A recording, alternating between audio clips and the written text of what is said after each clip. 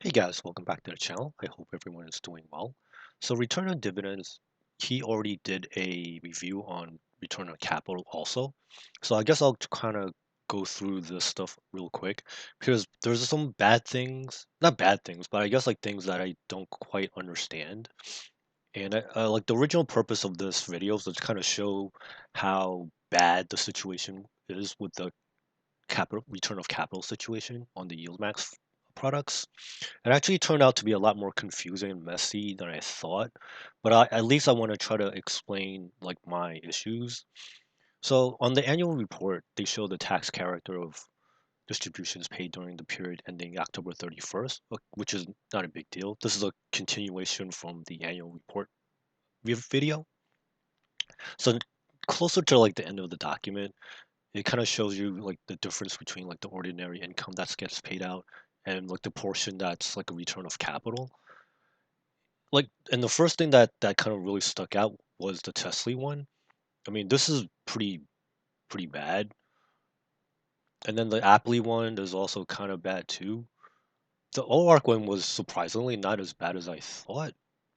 And the NVDY one, I was actually kind of surprised that they had to return some of it in terms of return of capital. And then the JPMO one was well, I mean, I guess like in terms of dollar amount wasn't that bad. But the rest of them was kind of weird how I don't know if it's because like they came out later and like and then the I guess like the ones like AMDY and PP and Square Modernity, those are understandable because those are pretty new. So those came after. But here's the problem. Well, I guess like when I was going through like the rest of the website, they also have like the supplemental tax information.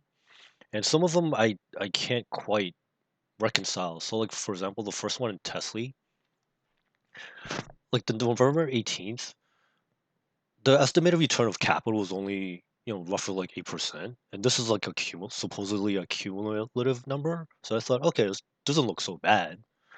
And then also if you look at like the October 16th, okay, so it like in a month it went up to 14.64, which I guess if you take away like 14 minus 8, it's around like 7 ish. So I thought, okay, that doesn't seem so bad. But then if you go back to like the annual report, I mean, I guess like there's a difference between October 16th and October 31st, but that's a huge difference.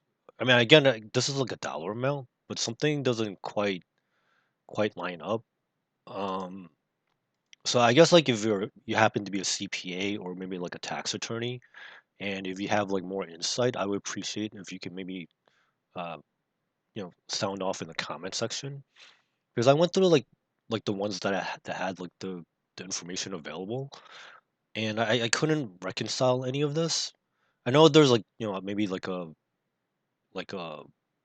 date gap, but since they pay out monthly, and on like these are like the payable dates, I guess like between like 2 weeks shouldn't make that big of a difference. I mean, this is like allegedly like 5.65%. If you go back to like again the annual report page, like 2.6 over. So let's call it like 3 over like 7. That doesn't quite line up to what they have as 5%. And I was kind of like going through all the other documents just to see if maybe I missed something.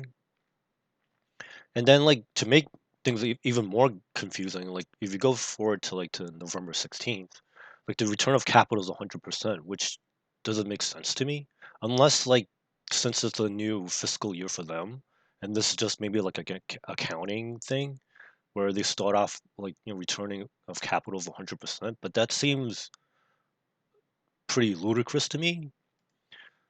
And then the same thing with APLY. It looks kind of reasonable on the surface, 21.92, but then like if you go back to APLY, that's over like 2,000,008 is more than 670,000. So I'm not sure how they're getting the numbers, guys. So forgive me. I did my best to try to reconcile the numbers, and none of this makes sense to me. Because on the surface, like these look like pretty reasonable. Like on the October 16th, if it's only 16% of capital, I can that makes sense. But then again, the same thing, November 16th, 100%. Unless they start off with returning of capital in the beginning of the year, and maybe they I guess it kind of slides down. But yeah, I'm kind of like scratching my head here. Same thing with the AMZY one, and then the Meta one was missing, so that also adds to the mystery. The GOOY one, again, 100%. CONY, NFLY, the Disney one, and the MSFO one, they don't have that information. Again, I don't know if it's because it's new or, but I mean, they have the SHOMO one, and that's like 100%, so that doesn't really help. The JPMO one, so this is kind of interesting. Like on October 16th, it starts off at 100%. And then on the November 16th one, it's also 100%. So I don't know if my theory that a new fiscal year start date makes much of a difference, or I could just be an idiot because I duplicated the slide. Um, yeah, I'm an idiot on this one, so sorry about that. Let me just delete this. Sorry, guys. I'm doing this on like a few hours of sleep. And oof, this is rough. Like AMDY on November 16th. Again, I couldn't find anything. PP November 16th. Yep, 100%. The Square one, the Moderna one, and the AIYY one. Well, this is understandable since these are relatively new. So I'm hoping that they'll improve over like the course of the new year. Like some of this stuff seems inconsistent, and the even some of the older ETFs don't have like the return on capital forms yet, which was kind of surprising. So unfortunately, that's kind of like maybe one of the weak points of YieldMax. Like sometimes like the disclosures are a little iffy. But again, like I'll hold out like my final judgment until I get the actual tax forms because that's like the most important part. I guess like closer towards like the tax deadlines. Like hopefully they'll release like updated forms to kind of hopefully clarify some of this stuff.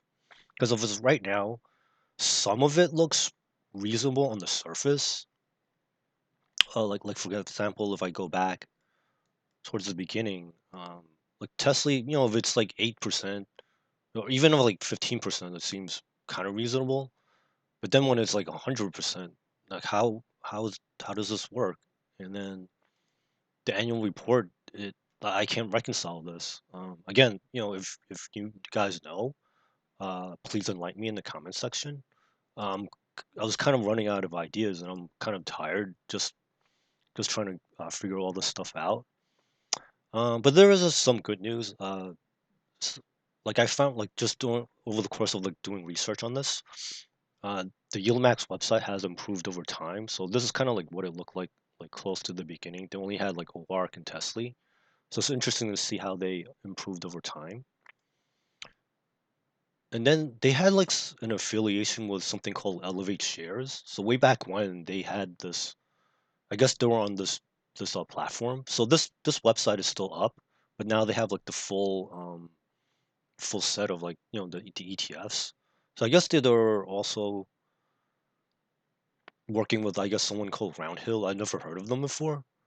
So they were coming soon. Oops, sorry about that. And then I guess like YieldMax, they're maybe one of the supporters originally. So this is kind of interesting just as like some minor trivia, like when I was going through like the SEC website and then a combination with the YieldMax website, I found this stuff. So, I thought maybe someone might find this interesting. So if you like this type of content, please consider giving this a like. I appreciate all my old and new subscribers. Thank you very much. Hopefully my next set of videos will be more, I guess like more entertaining and more I guess like more analytical. Like I did my best here on the return of capital, but this is not what I was expecting out of YieldMax. So thank you for watching. I hope you make some good money out there, and I'll see you in the next video. Bye now.